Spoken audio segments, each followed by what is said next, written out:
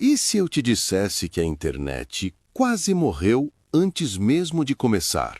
Este é a história de como a bolha das ações da empresa Ponto eliminou 5 trilhões de dólares, destruiu milhares de startups e acidentalmente abriu caminho para Amazon, Google e tudo que você usa hoje.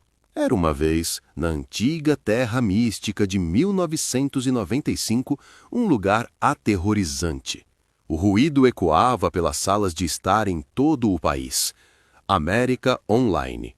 Esse som, a internet, conectando-se lentamente, dolorosamente, magicamente, e todos concordaram.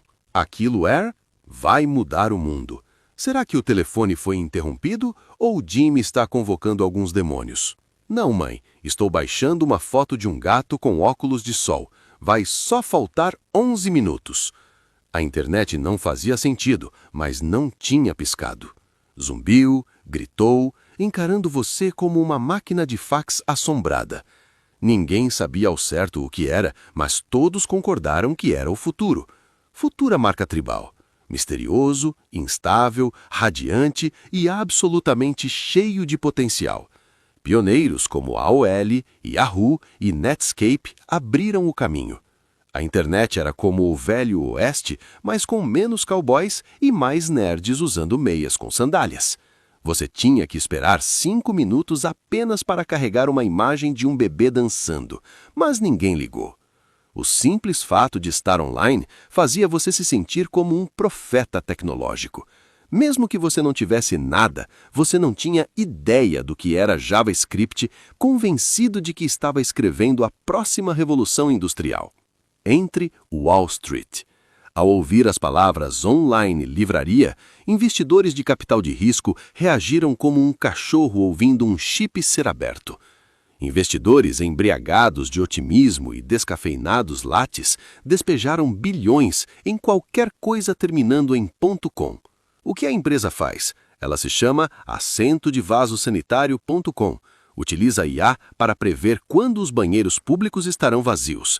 Genial! Dê a eles 200 milhões de dólares.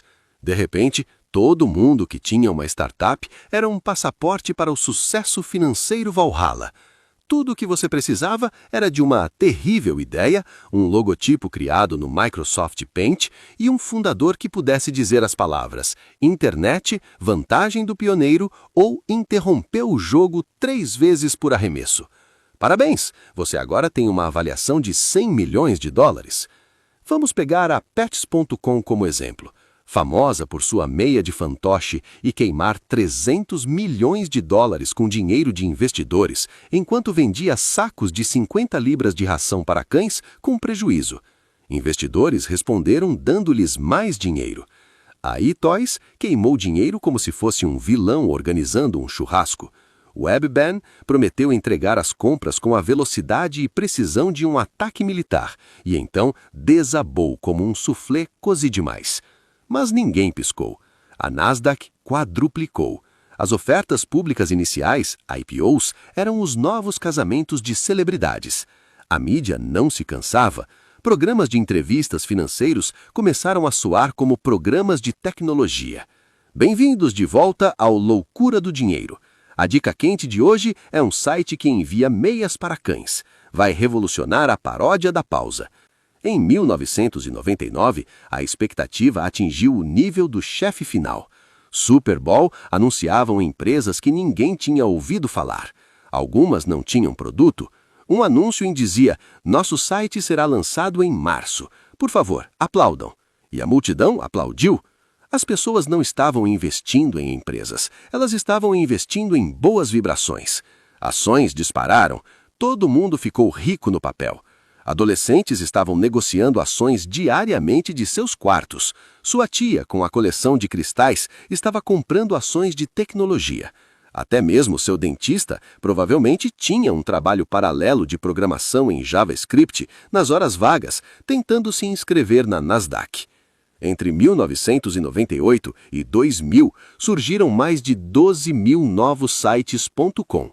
Alguns tinham mesas de ping-pong, cadeiras de massagem, cápsulas de soneca, barras de cereais e patinetes. Se o seu escritório parecia uma creche para crianças bilionárias, vocês eram a próxima Microsoft. Ninguém perguntou sobre os lucros. A receita era um mito. A taxa de queima de caixa, gloriosa. Não se tratava de ganhar dinheiro, era sobre escalabilidade. Escalabilidade para quê? Ninguém sabia, mas isso não os impediu. E em meio a tudo isso, uma frase ecoou em todas as salas de reuniões e redações. Desta vez, é diferente. Bem, na verdade, não era, mas ninguém queria ouvir isso, porque não se tratava apenas de uma corrida do ouro. Era uma ilusão envolta em otimismo. Todos acreditavam que a internet iria mudar tudo, e já mudava, certamente, mas não desta forma. Em algum lugar, bem no fundo de uma garagem na Califórnia, alguns nerds quietos, Bezos, Brin, Page e Musk, observaram tudo brilhar com intensidade, sabendo que a verdadeira internet ainda não tinha chegado. O trem da empolgação estava a toda velocidade em direção a um penhasco, mas eles já estavam construindo as pistas para o que veio depois. O colapso, quando a realidade deu um tapa no futuro. 10 de março de 2000. A Nasdaq atingiu um recorde histórico de 5.048. O champanhe jorrou, cadeiras de escritório rolaram. As comemorações começaram como se isso fosse uma nova era. E, de certa forma, era. A internet parecia imparável. Isso não era uma bolha, isso era o futuro se desenrolando em tempo real. E então, quase imperceptivelmente, as coisas começaram a dar errado. Algumas empresas.com começaram a não atingir as metas de lucros. Questões antes consideradas opcionais voltaram a aparecer com tudo de volta à moda. Espera aí, qual é a sua receita? Quantos clientes você tem? Você é realmente lucrativo? Webben, depois de gastar mais de US$ 1 bilhão baseando sua empresa de delivery de supermercado, relatou perdas devastadoras.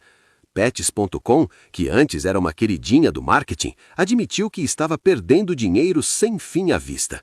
O clima mudou, a confiança transformou-se em dúvida. Os mercados, antes eufóricos, começaram a deslizar lentamente no começo. Depois veio a liquidação. A Nasdaq, uma vez símbolo da ascensão imparável da tecnologia, despencou 78% nos 2 anos seguintes, caindo de 5.048 para 1.114. Não foi uma queda, foi um colapso. 1,7 trilhão de dólares em valor de mercado desapareceram. Mais da metade de todas as empresas fecharam. Algumas foram vendidas por sucatas, outras simplesmente desapareceram. Não foram apenas as empresas que desapareceram, era um sistema de crenças. Amazon perdeu 95% de seu valor de mercado. As ações de Yahoo despencaram. eBay mal sobreviveu, mantido à tona graças a compradores nichados negociando Beanie Babies e eletrônicos antigos. Por um breve momento surreal, o site financeiro mais estável do Vale do Silício parecia ser Neopets. O rescaldo foi muito além de Wall Street. Escritórios esvaziaram, opções de ações se tornaram inúteis. Engenheiros esvaziaram suas mesas, mesas de ping-pong aterrizaram em caçambas de lixo. Os mesmos CEOs, que antes eram listados em capas de revistas brilhantes, agora se reformulavam como contos de alerta, dando palestras TEDx com títulos como Como Sobreviver à Perda de Tudo. A mídia, que antes havia saudado a bolha da internet, revolução como a segunda vinda do progresso, mudou rapidamente de tom. Eles chamavam de Depok. A seguir, outra startup que você nunca ouviu falar acabou de perder 400 milhões. O capital de risco secou da noite para o dia, startups foram ignoradas. Salas de reuniões que antes pareciam parques de diversões ficaram de repente silenciosas, reflexivas, pensas. A narrativa inverteu. A internet não era a nova eletricidade, era a nova moda das tulipas, uma fada, um desvio custoso na busca da humanidade pela inovação. Tudo o que tinha .com no nome se tornou radioativo. Algumas empresas mudaram de nome apenas para sobreviver. Estudantes universitários mudaram de curso. As matrículas em cursos de ciência da computação diminuíram em mais de 30% em 2005. Por que aprender a programar se tudo o que se ganha é tempo? Você recebeu um aviso de demissão. O sonho de muitos já haviam passado. Mas mesmo com as cinzas, a situação se acalmou e as manchetes desapareceram. Algo inesperado começou a acontecer. De forma algo mais silencioso, mais resiliente e muito mais real. A sobrevivência, quem não morreu e o renascimento. Enquanto a maioria das startups.com faliram mais rapidamente, mais do que qualquer um imaginava, alguns não. Eles não entraram em pânico, eles não fizeram pose. Eles simplesmente continuaram em silêncio, metodicamente, como engenheiros que não receberam o memorando de que a festa tinha acabado. Vamos falar sobre a Amazon. Em 2001, Wall Street estava marcado para morrer. As ações caíram, de $17 para $6. As manchetes chamavam isso de Amazon.com Bomb. Os investidores fugiram e, sinceramente, a situação parecia sombria. Mas Bezos não. Recuar. Entregamos livros, não sonhos. Não eram vibrações, eram apenas livros. Ele se desligou de empreendimentos não lucrativos, reduziu custos, reestruturou o negócio em torno de um único conceito: entregar produtos aos clientes mais rápido, mais barato, melhor. Sem truques, sem distrações, apenas execução implacável. Se um cliente em Nebraska quisesse um Kangen em formato brochura, disponível até quinta-feira, a Amazon o faria acontecer. Não por meio de declarações de visão, mas por meio da logística. Enquanto isso, o Google ainda eram apenas alguns graduados de Stanford estudantes em uma garagem. Sem comerciais, sem IPO, apenas código. A missão deles era simples: torne os resultados de pesquisa mais úteis. Enquanto outras empresas buscavam manchetes, Brin e Page estavam aprimorando os algoritmos que redefiniriam silenciosamente a internet. Eles também tinham um lado experimento chamado AdWords. Seria, mais tarde, se tornar a base da moderna publicidade digital. Mas, na época, era apenas uma maneira inteligente de manter as luzes acesas. Depois veio o eBay. Enquanto outros queimaram dinheiro perseguindo escala, eBay manteve fazer uma coisa bem feita: conectar pessoas. De moedas colecionáveis a faxes usados, máquinas, era estranho, simples e sustentável. Então, o que diferenciava os sobreviventes dos que ficaram pelo caminho? Em uma palavra: lucratividade. Eles tinham clientes, receita e uma empresa funcionando, modelo de negócios. Eles não estavam apresentando sonhos vagos sobre se reinventar comunicação. Eles estavam resolvendo problemas reais, problemas que importavam para as pessoas. Eles cresceram depois de provarem a demanda. Eles contrataram depois que tinham fluxo de caixa. Não era chamativo, mas funcionou. Apesar da alta expectativa desabar, os sobreviventes centraram em menor, mais simples, mas construído para durar. E então havia o oculto legado da crise das empresas.com. Infraestrutura. Bilhões foram investidos em servidores, cabos de fibra ótica, centros de dados e talentos de desenvolvimento. E quando as empresas desapareceram, as ferramentas permaneceram.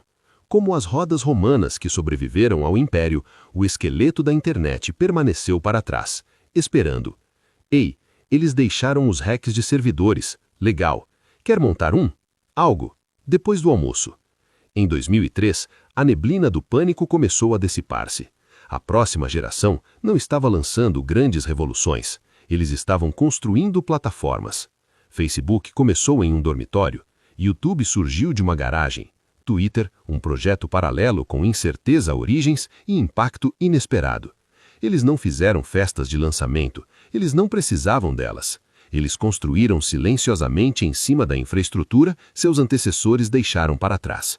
E então, em 2007, Steve Jobs subiu ao palco, ergueu um pequeno retângulo de vidro e o mundo mudou. O iPhone não era apenas um dispositivo, era um portal. A internet deixou de ser algo que você acessava e tornou-se algo em que você vivia. Constante, portátil, pessoal. A renascença estava completa. Google não era um site. Era um verbo. Amazon não era uma aposta, era a conveniência redefinida. A internet deixou de ser uma bolha, era a espinha dorsal da vida moderna. As empresas que sobreviveram se tornaram gigantes. As que não se tornaram LinkedIn posts. Sim, a internet estava quase morta em 2000, superestimada, mal entendida, levada à beira de colapso.